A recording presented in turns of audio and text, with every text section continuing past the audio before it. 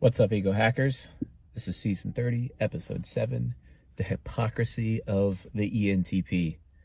The episode that I have been dreading the most in terms of this particular lecture series, obviously, because I am an ENTP. And I mean, hey, why not just expose myself to the internet, in terms of all my own personal psychological proclivities, including my own, hypocrisy. I mean, why not doing it? I mean, of course, what I could do, actually, I could invite into this particular episode, and I just have to ask them, like, okay, all right, guys, list out all of my hypocrisy, but the reality is that I am not above reproach. I am not above hypocrisy, and I have a lot of hypocrisy. And it's so interesting that, only the TPs in my life have ever actually had the guts consistently to call me out on my own hypocrisy. It's not, and yet the FJs walk around thinking I'm arrogant and a hypocrite, but they don't even actually tell me why or outline their true feelings about it. They just rather keep it to themselves and then move on.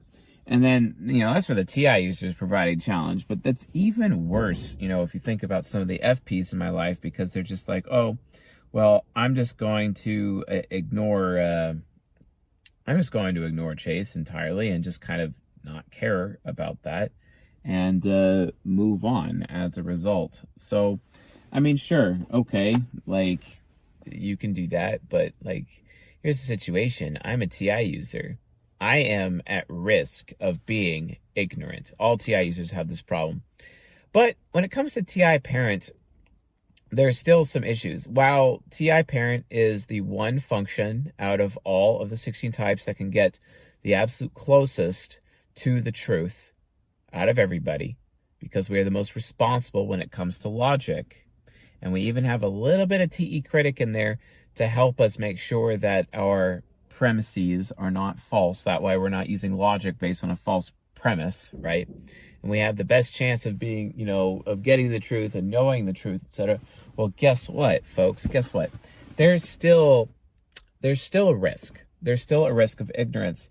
And that ignorance, like I've talked about many times before, comes from a TI user making decisions based on old or outdated information and they haven't bothered to update themselves, or they're making decisions based on preferred information that they want to hear, data that they want to hear, which is like a form of confirmation bias, which is having an echo chamber in their head.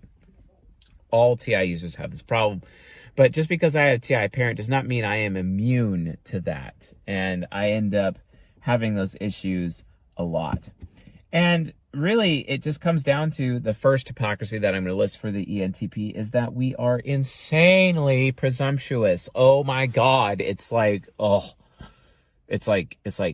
brain cancer, soul cancer, character cancer. It's like the worst thing in the world. I am insanely presumptuous, although oftentimes my presumptions end up turning out accurate over time, because any hero can see that far into the future with my prescience, and I could see the consequences of someone's behavior or my behavior or everything that is going to happen.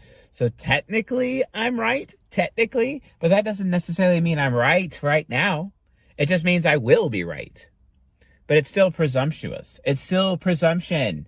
I presume too much. I often do. And this is why I absolutely hate it when people are presuming around me. Because honestly, I'm just projecting my own presumptuousness onto other people. And I absolutely hate it. I've actually even banned people from the CSJ community because they are being presumptuous. This is one of the reasons where you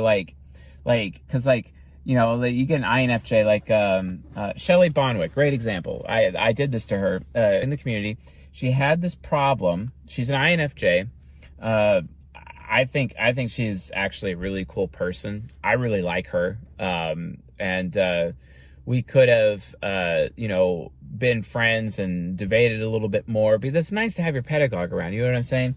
But she had this really bad habit of basically judging me and making statements without actually inquiring or asking questions about my position, about where I stood, or at least asking me, okay, well, how do you know that? Like, why is this your position? Why are you saying this? How are you saying this? Like, can you actually talk to me more about this? Instead, she rushed to judgment. And that's the problem with being presumptuous. It's rushing to judgment. And I banned her for that. In fact, I've banned so many people from the CSJ community for being presumptuous. But the reality of the situation is, folks, I'm really presumptuous. But that's why I hate it. This is why, and what solves an ENTP's presumptuous, innate presumptuousness, it really comes down to the Socratic method. ENTPs need to develop the habit of using the Socratic method, not just because it will give them an edge in argument or debate. Who cares? It's actually about their character. The Socratic method was developed by Socrates, not because it gave him an edge in argument, but because he was trying to actually make sure that he was a person of good character and actually being fair, because he knew of his own risk of being so presumptuous. And because of all the harm in his life that he caused as a result of being presumptuous, he developed the Socratic method. And the Socratic method is basically ask questions first before rushing to judgment. And the more questions you ask, the more you're going to get the other person to actually reveal their position. And then you use TI parent to destroy their position if necessary. But then every now and then the Socratic method will actually reveal that the other person's position is already a position in which they agree with you. That way, if you slam them with your TI parent when they already agree with you, you don't start looking like you're an idiot or a fool, because it is foolish. So because of the risk of my presumptuousness, I constantly employ the use of the Socratic method as often as I can. The problem is that the presumptuousness is still innate to me being an ENTP. So at least 1 out of 5 times. So there's a 20% chance on a daily basis that I'm still presumptuous, even though I've done 80% of the work with the Socratic method and the other development as a result. It's bullshit. And here's the thing, folks, you really, really got to make sure that when you're dealing with ENTPs in your life, you got to fucking slam them. You got to be like, what the fuck are you being so presumptuous for? Because that is probably one of the worst hypocrisies of an ENTP. It's disgusting. It is disgusting. And I am honestly disgusted with myself for my own presumptuousness. It's not assumptuousness. It's not assumption, although we do have that risk, but assumption is more like that ignorance of TI thing that I was talking about. Presumption, in my opinion, is actually kind of worse, because assumption is basically you have a false premise before your logic, but presumption is you are taking a false premise and passing it on as truth. It is literally insincerity vice, because you're willfully doing it. And in some cases, not only are you willfully doing it, you're completely aware that you're doing it. And you're literally treating other human beings around you like experiments. It's really fucked up, ENTPs. Don't do it. And honestly, folks, I have to admit, I've done it. I've done it often. I've done it recently. It happens. Like, there's a 1 out of 5 chance that I'm being presumptuous and being this fucking hypocrite. And it happens. And it's annoying as fuck. Like, I have a really hard time living with myself because I know that I have this struggle. And it's a serious issue. Well, guess what? ESTPs also have this struggle, but it's not as bad for them. It's so bad for the ENTP. And it's because the insincerity vice, because the insincerity vice for an ENTP ends up, manifesting in a couple ways. But when an ENTP uses their insincerity vice, they end up learning how to lie. And there's the 2 prime ways of lying. And that is, the best lies out there are the lies that you can make come true. Kind of like when an ENTP is presumptuous and ends up speculating that something is actually true, but it's not true in the moment. But they're only passing it off as true because they know it will be true later. Okay, that's not necessarily fair, and that's not necessarily reality. Because this is one of the reasons why ESTPs absolutely can't fucking stand ENTPs or even ESFPs. They just can't, because of that problem. SE Hero is like, wow, what are you doing? Especially, you know, at ISTPs as well. The STPs have a huge problem with NTPs in that regard.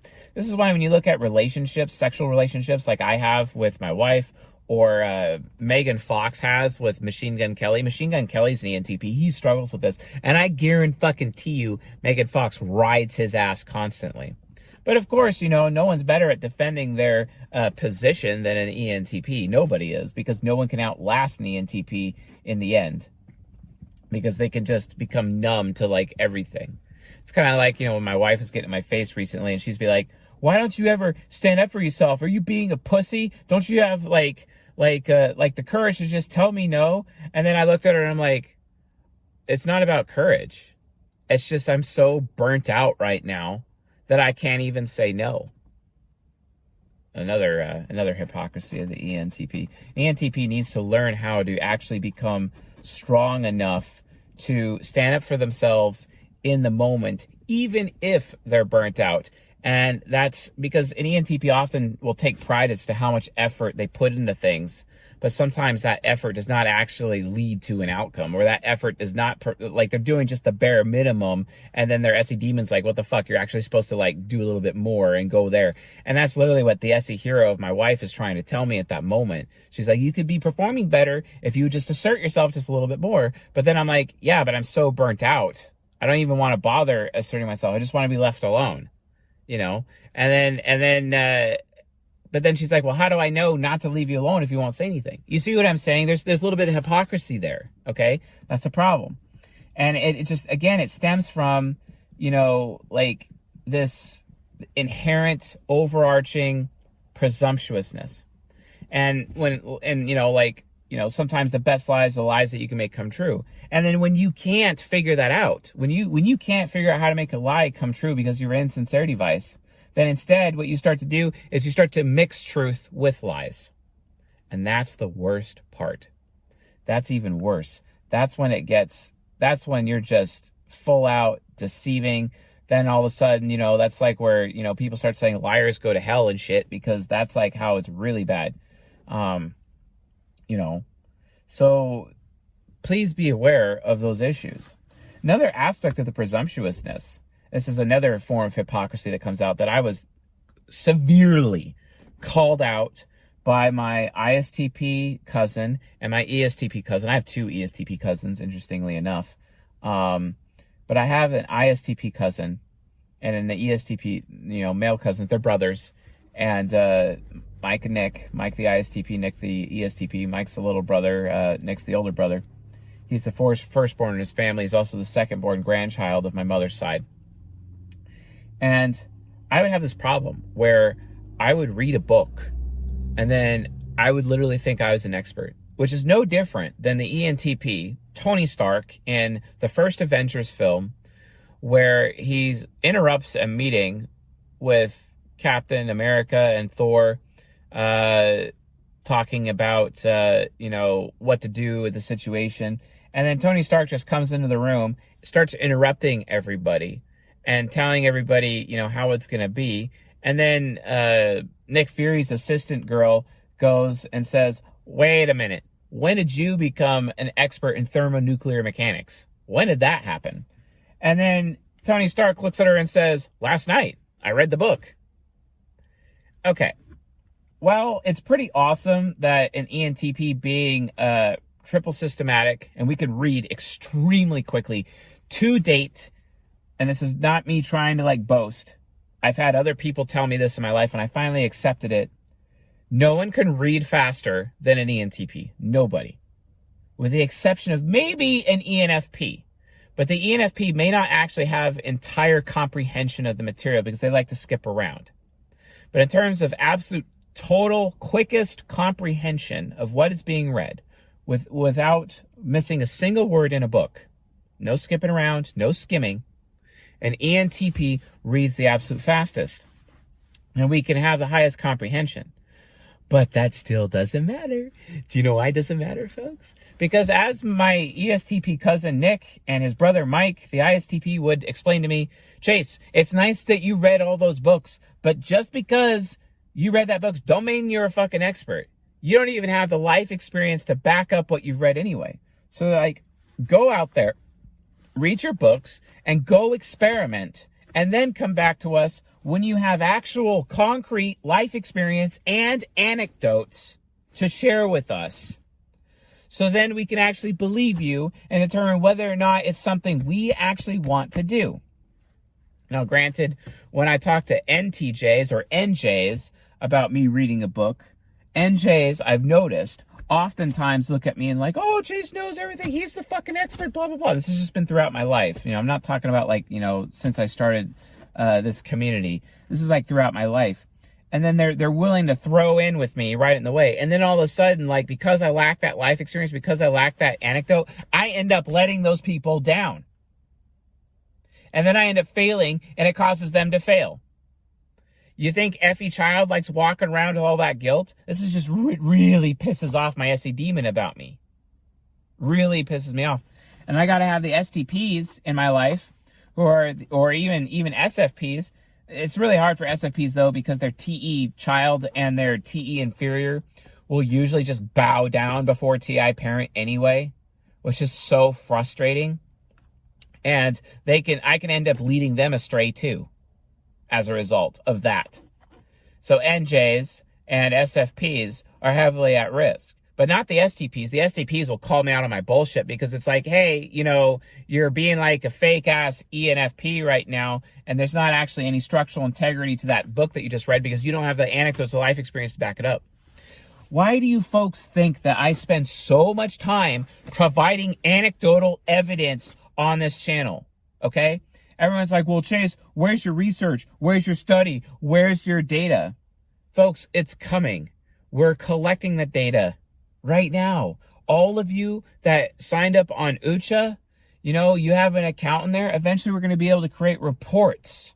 And especially when the social media launches, where you're making posts and talking to people and having notifications, like, we're not going to be looking at your direct messages. That's really effed up, and it's not going to happen. But like, when you make a post, it's publicly available on social media. It's like no different than a tweet, right? And we're going to analyze that information and see how, your type, based on how you tested and how other people have tested. We'll have these algorithms and shit. And then we'll actually be able to understand more about you and everybody else around you collectively. And thus, all of a sudden, we have empirical evidence, empirical data to work with to prove that the psychology is actually real. And then, God damn it, we're going to combine it with Dr. Dario Nardi's work, who is, in my opinion, the best person for taking Jungian analytical psychology and bringing it and bridging it. He is the bridge to empiricism. And I'm going to give him all that data. Imagine what's going to happen. But the point is that obviously I don't have the technology to do that right now. So in the meantime, we have to rely on my anecdotes. And I know, especially you NJs out there, who are more likely to take my word as gospel, just like the SFPs do, because your SE is not high enough. SE parents and SE hero require anecdotal evidence before they're willing to listen. Why the fuck do you people not even realize why ESTP statistically is the #1 type in this community? It's funny. They consume my content the most, but they're not willing to spend the money to get into the members area. But in terms of my public content, by far, they consume the most content. Do you know how we know this? Because when we launched the test finally and taking in everyone's types, guess what? ESTP is by far dominating the amount of people that take the test. They are dominating the amount of people in this community because I lead with anecdotes. Imagine what would happen if I wasn't leading with anecdotes or real life examples constantly. You NJs would start failing. You SFPs would start failing. Okay? It would be me leading you astray. This is how you know I'm not leading you astray, because of anecdotes. See, the thing is that most people are like, well, that's just an anecdote, so that's fake. Yes, but when I'm providing an ocean of anecdotes where people can actually go to some of these people that they know and actually ask them about these situations, they verify it's true, which is oftentimes what STPs do. For example, in the ISTP Facebook group. My cousin Mike is in it. He's been active in that group. And they ask him shit about me all the time. Just search the posts. They're there. He's like, yeah, that's my cousin. You know, yeah, he's right about that. Yeah, he's had a really rough upbringing. You know, like that kind of shit. You know, people that actually verify that the shit that I talk about is actually happening. Okay? I have tons of testimonials to back up my own personal anecdotes, which is why anecdotal evidence is so fucking important for me being an ENTP. Because if an ENTP does not provide you with anecdotal evidence, then you can automatically assume it's either just speculation. You can also assume that they're probably lying to you, or at least being insincere. Because they're insincere doesn't necessarily mean they're lying to you. It just means they don't know what they're talking about, and they ignorantly think they know what they're talking about. You can easily expose them this way. If you want to know the quality of an ENTP's character, check the anecdotes. Where's the anecdotal evidence? Where is it?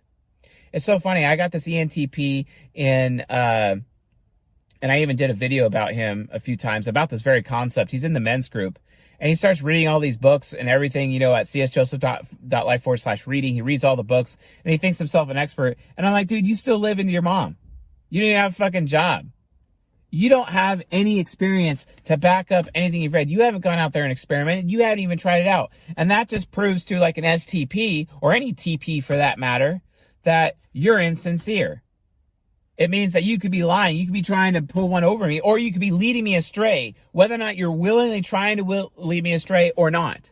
See, that's the thing about ENTPs. ENTPs often do lead people astray. They just don't know what they're doing it. ENFPs, however, often lead people astray, and they absolutely know they're doing it. That's the problem. That's why ESTPs hate ENFPs so much, because they see the ENFP being mega corrupt about it, and it just bothers their INFJ subconscious so much, and they see just how entitled that ENFP is being. As if the ENFP thinks that they deserve to lead people astray. We're going to be talking about that in the next lecture, of course. But that's the situation. Like, ENTPs, like, goddamn, like, sometimes we don't even know we lead them astray. So I have to have the daily habit of making sure that I'm not leading you or this community astray constantly, because of the risk of presumption, because of the risk of, you know, for all the risks that are attached to insincerity. So I have to make sure that everything that I talk about, everything that I release in this community is backed up with my own personal anecdotal evidence. And after I've done that, I give it to other people and I let them try it out. And then they provide me testimonials constantly. That's how we do. Because that's the only way you, as members of this audience, can be sure that I'm not leading you astray, or lying to you, or speculating, or deceiving you. You see? And the STPs know that, because their SE is so high that they have higher expectations. Whereas with NJs, their SE is so low, they're more willing to accept what I'm saying without actually trying it themselves. Because NJs are not really as willing to experiment like an NTP is. That's the kicker. That's the thing. You know? This is why the Socratic method exists. Socratic method. So if you want to look at an ENTP's character, you want to know if they're being a hypocrite? Are they using the Socratic method, or are they jumping to conclusions? Are they backing up what they're saying with actual anecdotal evidence or not? If they're not, they're foolish.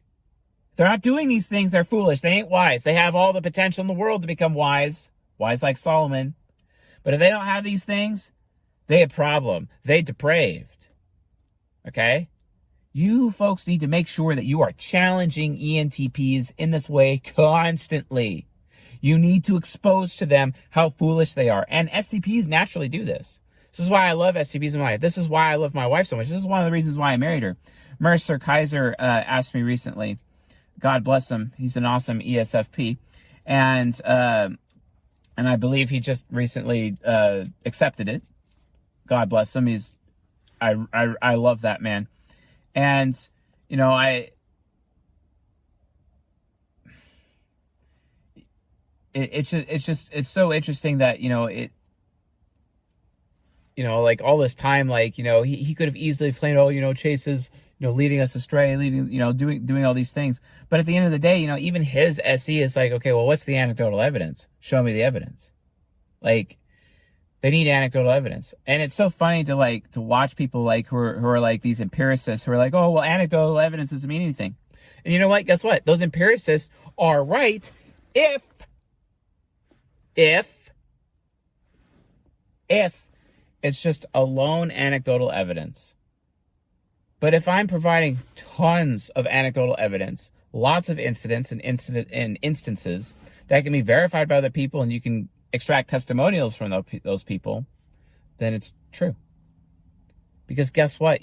Cavemen back in the day, in the paleo era, for example, eating their paleo diets and shit, hunter-gatherers and shit, they didn't have a database. They couldn't conduct a study. No one did that.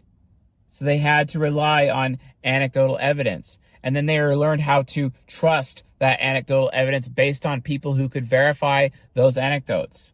Because when I do things, I like to share those experiences with other people. So like when I'm actually creating an anecdote, creating a memory that I can show, creating evidence that I can share with other people are doing it with me at that moment during my experiment. For example, I'm running an experiment right now.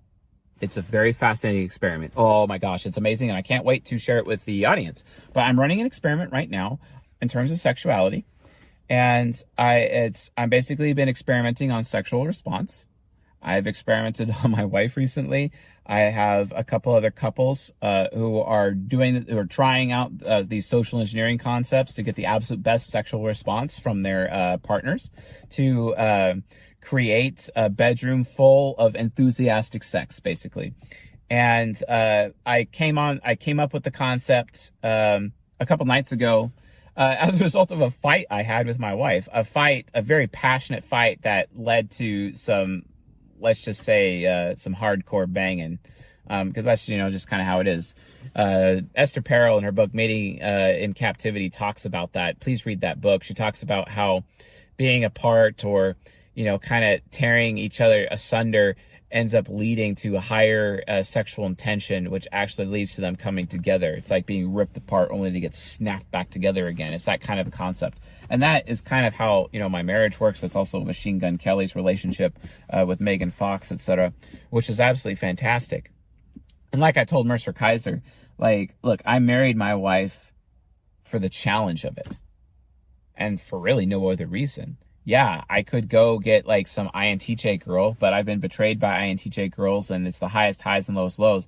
Whereas I want to be able to make and craft the highest highs. I want to be challenged as a person to the point where I could social engineer myself and social engineer my wife for our benefit in our relationship, such that I could actually craft a better life, a better relationship as a result of having my marriage with my wife than I would ever have potentially with anyone else, especially a golden pair who's just going to enable me and expect me to enable them, where I'm not going to do that.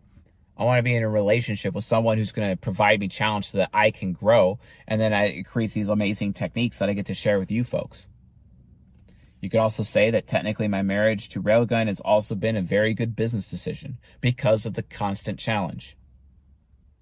It's made me better. And guess what? It provides additional anecdotal evidence for y'all. You see what I'm saying, folks? This is how I'm dealing with my own internal hypocrisies. This is how I'm dealing with my insincerity and dealing with my presumptuousness. Ugh. Which I regret. But I can't escape it. I have to manage these things. I have to manage these hypocrisies. And I was that guy. Mike and Nick was right. I'd read books and elect myself the expert, but I had no experience to back it up, no life experience to back it up. And because of that, I was very foolish. Always talking about doctrine of some kind and creating doctrine of some kind, but then I didn't have the life experience to back it up. This is one of the reasons why my realizing that I was an ENTP and finally getting to the point of accepting that I was an ENTP after believing I was an INTJ for 6 years, only to have my INFJ mentor meet me face to face for the first time, even though I've been talking to him for at least a year by then. And then he is like, oh my God, you're the loudest person at this table. Oh my God, you're constantly initiating and directing. You're an extrovert. Oh my God, you're an extrovert. ah. And I'm like, what? And I couldn't believe it. And I spent so much time thinking about that. And it literally, like, it destroyed my life. It destroyed my life. And then, like, I remember being in Leavenworth, Washington, walking out of a hotel, going past this bratwurst stand called the Best of the Worst, and then past the cheesemonger, and then going up the road west on Route 2, basically, but walking, and finally realizing that after all this time, it was true. And then carrying that guilt of leading so many people astray because I elected myself this MBTI expert after doing it for 6 years and thinking I was an INTJ. When anything, it was just more of the blind leading the blind. And that is one of the biggest, if not the biggest, hypocrisy of an ENTP. The purpose in life of an ENTP is, you know, it's basically prescience, so that we leave a legacy of vision behind. But if I'm blind and I'm leaving this legacy of vision behind, then I'm going to just lead more people astray. I'm going to lead them into shadow. And it's horrible. I am becoming the very thing that I hate, the very thing that I'm sworn to destroy. That's the worst part. There's even more hypocrisy. We got more. Here's another one. This is one of my wife's biggest criticisms of me all the time. She's like, you have this problem where you constantly claim that something bad is happening, and then whenever something bad, it hits your little SI inferior and you get all pissed off about it, you know, it's like, then you start assuming, or really presuming, that, guess what? That's how it's always been, and that's how it's always going to be. It's always been this bad with my SI, and it's always going to be this bad with my NI nemesis. And then she's like, and then you punish me for it, she says. And you know what, folks? I have to admit, she's right. I do punish her for it. And it's wrong. And I regret it. I've been working so hard to deal with that hypocrisy. And again, it still stems from ENTPs being presumptuous. God, we're so presumptuous. And it is so disgusting. I would even venture, my dad would make fun of me in some of the biggest ways as a child for how presumptuous I was. He'd always make fun of me in front of everyone. He'd just expose me and shame me. And he'd be like, because he's the speculator. He'd always call me the speculator all the time, you know? And then he ended up creating like some little philosophy with his INFP shadows surrounding me, his son. He says, you know, see, Chase, you're just kind of like most men, you know, gosh, how do you say it? What was I know the suffix. I'm trying to remember the prefix of his saying that he had. Men in life consistently do two things. They speculate on things they know nothing about, and they condemn things that they don't understand. And then he'd say, that's you, son, more than anyone I've ever met. You know, it's so hilarious, though. It's so great to have that TI inferior projection onto me, because he was right about saying that about me, but he's even more right in saying about himself nowadays. And I'm like, dang. Like, my dad is like the only person in my immediate family, other than my wife and children, that I actually still have a relationship with. My mother even texted me a few nights ago that, like, well, you know, you're alone, and you don't have people in your life loving you or whatnot, or even accepting you, because, you know, your prayer life sucks, and you just alienate everyone, and you're angry, and you're arrogant, and you're punishing everyone else for it. And I'm like, no, Mom, that's not. Yes, I am angry. I'll admit that. I'm very angry, and I take my anger with me often. But I'm angry at you, Ma. I'm angry at you. Because here's the situation, Mom. I see other mothers, especially other ISFJ mothers, like my wife's mother, for example. She has this ride or die loyalty attitude to her children. But my mom, let me tell you, folks, has never been ride or die when it comes to me. Never. She has never been ride or die.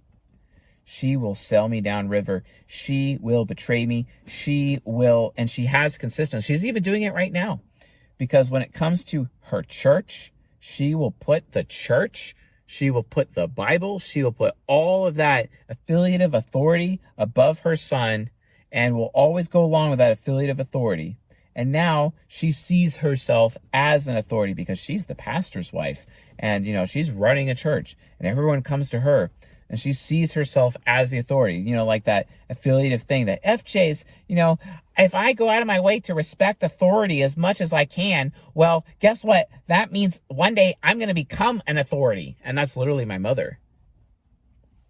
And I finally just actually decided this morning that I'm not talking to her anymore. I don't want to talk to her, and I'm just going to ghost her. I'm not going to door slam her. I'm just going to ghost her entirely. I'm done. And I'll still talk to my dad. I even talk to my dad's a risk because he'll tell things to my mom. So like I have to ghost my parents. I have to ghost them, you know, and I'm going to have to ghost my sister as well. I can't have these people in my life. But, you know, here's another hypocrisy of an ENTP. Our dumb little FE childs just like constantly seek acceptance from the people closest to us in our life, when the reality of the situation is that familiarity breeds contempt. So the more close we get to somebody, the more they hold us into contempt. That's how it works. And our FE childs are just completely unaware of it. And it's even worse when you consider it from a sexual point of view. The closer an ENTP man gets with a woman, the less she is actually sexually attracted to him. There's got to be sexual tension in order for attraction to take place. And tension isn't going to happen. It's just not going to happen. Nope. Tension ain't going to happen. If you're constantly going for closeness. So the more closeness you have in a relationship, well, the more that kind of fulfills the beta side of a woman's hypergamy, for example, you know. So the more tension you add, the more it fulfills the alpha side of her hypergamy. Never forget that, folks, right? So that's why I just have to behave and do my own thing, regardless of my wife. Sometimes I don't even tell her what I'm going to do, and I just fucking do it. That's it. I don't care. That's reality, because I understand what's at stake if I don't. Because I've experienced it with my ex-wife. And that's the thing. Like, FE child is so wanting to go get acceptance for other people that even we ourselves, this is where our Stockholm syndrome comes from, even we ourselves will go out of our way to be abused. We will support our abusers. We will find our abusers. We will become abused. Stockholm syndrome. I remember, like, when I was being, molested as a child, I would go and I would even facilitate those sexual encounters with my abusers because I was addicted to it, because that acceptance that I just wasn't getting from my family, I was getting from my abusers. And that's the damn truth. That's the truth. So painful. But it creates this stupid acceptance-seeking hypocrisy in the ENTP. And it's just so annoying. It's so annoying. And then you can make it even worse. Railgun noticed I had a really bad habit. And this is all this is. This is all bad habits, I had a really, really bad habit with allowing myself to be obligated to just about anyone, and how I don't show preferential treatment.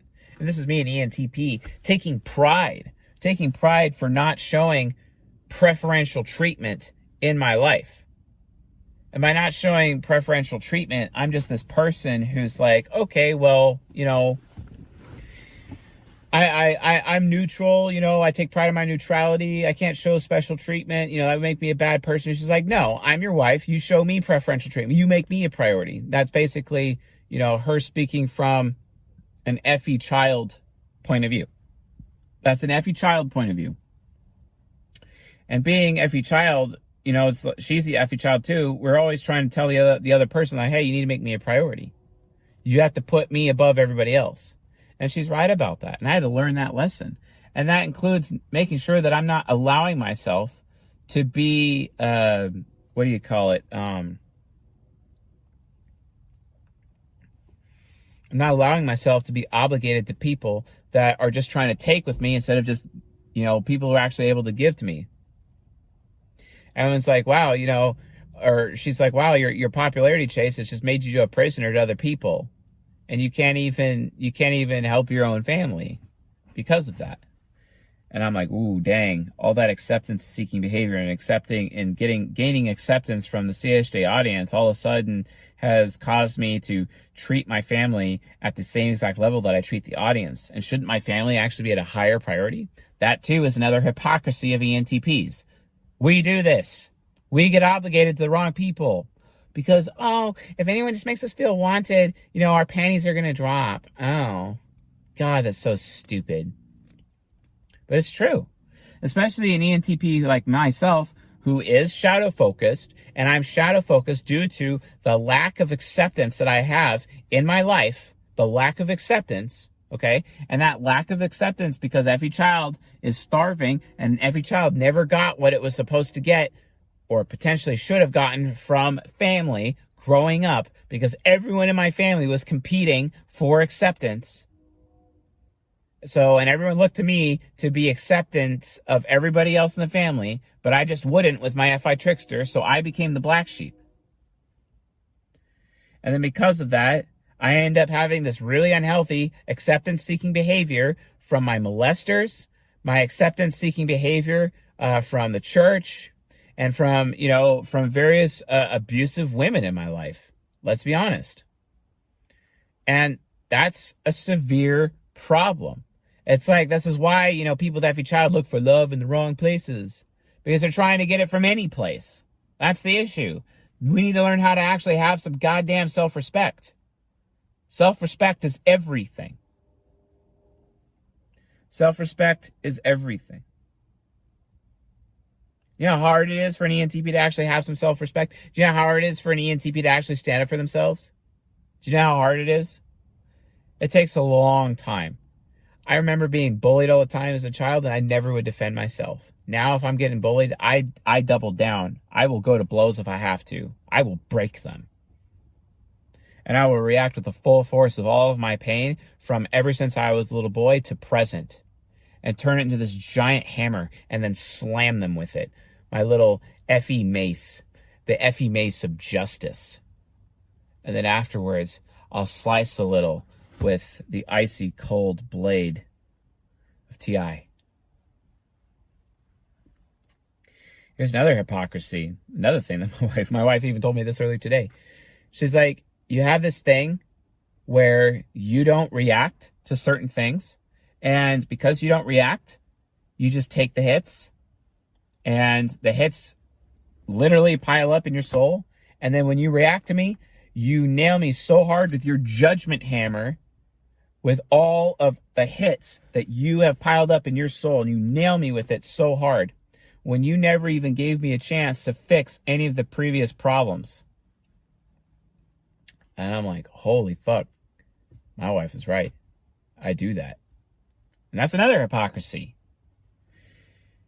ENTPs, you have to understand that it is your duty to make sure that you react. Even if you overreact, but you have to react. You have to let other people know, especially the SE users in your life, know that you're unhappy about something. You're uncomfortable about something. I don't care how you look. I don't care if they don't accept you. Because here's the situation, especially if you're an NTP. If you're an ENTP, with your FE child and whatnot, people are more likely to accept you because you're reacting. They're more likely to respect you because you're reacting. If you don't react, they're not going to accept you. Because they think that you're just shady. They think you're going to take advantage of them. They think you're going to fuck them over when they least expect it later. All SE users have that reaction. You want to be less creepy? All you have to do is react. And react to everything. I literally go out of my way to choose to react.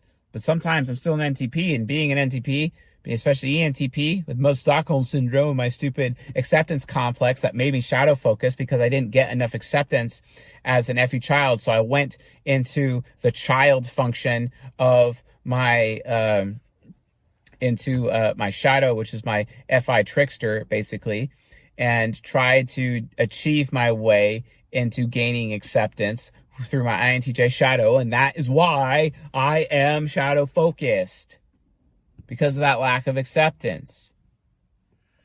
But if I got that acceptance, I'd be subconscious focused. Thank God I'm not subconscious focused. I'd rather be wise than happy, that's for sure. I'd rather live in a real hell than a fake heaven, because at least it's real. That's the difference. I'd rather eat of the fruit of the tree of life than eat the sweet, subjective fruit of the tree of knowledge of good and evil. Make sure you guys react. React, people. Choose to react, even if you overreact, because at least you reacted. There's more value in reacting. People will actually respect you. People may even fear you and intimidate you, or be intimidated by you. That's okay. Makes you sexier anyway.